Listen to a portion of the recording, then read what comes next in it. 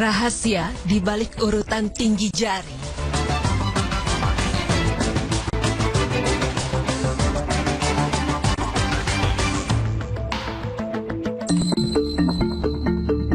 Pemirsa beriman, begitu banyak nikmat yang Allah berikan kepada manusia.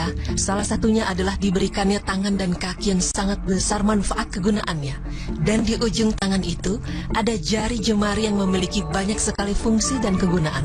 Ya, setiap organ tubuh manusia yang diciptakan oleh Allah Subhanahu wa Ta'ala memang memiliki fungsi yang sangat canggih. Bahkan tidak ada satu manusia pun yang dapat membuat tiruan yang memiliki fungsi sama persis dengan buatannya. Nah, pemirsa, apakah Anda pernah berpikir mengapa kelima jari kita tidak memiliki tinggi yang sama rata dan ukurannya pun berbeda? Ternyata, perbedaan tinggi dan ukuran kelima jari manusia memiliki makna tertentu. Seperti apa? Berikut adalah penjelasan mengenai rahasia di balik urutan tinggi jari manusia.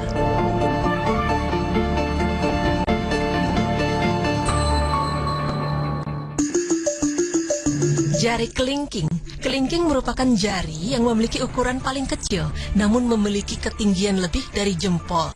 Jari kelingking ini merupakan simbol dari zaman Nabi Adam. Mengapa demikian? Hal ini dikarenakan Nabi Adam merupakan nabi yang pertama. Dan jika dikaji lagi, setiap tulisan Al-Quran selalu diawali dari arah kanan. Sehingga jari tangan kanan manusia merupakan simbol dari lafaz Allah. Dan huruf alif yang mengawali lafaz Allah berada pada jari kelingking yang merupakan simbol dari permulaan, yaitu simbol dari zaman Nabi Adam. Setelah kelingking, ada jari manis. Jari manis dianggap merupakan simbol dari zaman Nabi Idris. Karena ukuran jari manis yang lebih tinggi dibandingkan jari kelingking, hal itu mengartikan bahwa kehidupan yang dijalani oleh manusia di zaman Nabi Idris sungguh memiliki peradaban yang lebih tinggi dibanding ketika zaman Nabi Adam, alias semakin berkembang. Selanjutnya, mengapa jari tengah ukurannya lebih tinggi dari dua jari sebelumnya? Jari manis dan jari kelingking. Itu menandakan bahwa kehidupan manusia di zaman Nuh adalah zaman puncak peradaban, di mana segala sendi kehidupan manusia pada zaman itu telah sampai pada titik tertingginya. Namun sungguh teramat sayang, ketika kemajuan peradaban tidak membawa pada arah ketakwaan, akhirnya Allah menghukum masyarakat zaman Nuh dengan mengirimkan bencana banjir dahsyat. Dari situlah akhirnya orang-orang kafir dibinasakan, sementara manusia yang selamat atau Nuh beserta umatnya berkembang biak kembali dan peradaban pun dimulai dari titik nol lagi. Dan jari tengah zaman Nuh akhirnya menjadi batas tolak ukur antara dua episode perjalanan kehidupan manusia, umat sebelum zaman Nuh dan umat sesudah zaman Nuh. Mengapa jari telunjuk ukurannya malah menjadi lebih rendah atau turun dibanding jari tengah? Kelebihan zaman Ibrahim adalah Allah menjadikan sosok Nabi Ibrahim ini sebagai bapaknya para nabi. Dari sini beliau dijadikan figur ajaran tauhid bagi orang-orang yang mencari kebenaran, sebab beliau merupakan orang paling pemberani yang pernah ada dalam menyebarkan ajaran paham satu Tuhan. Dari sebab itulah, kenapa telunjuk disimbolkan dengan zaman Ibrahim?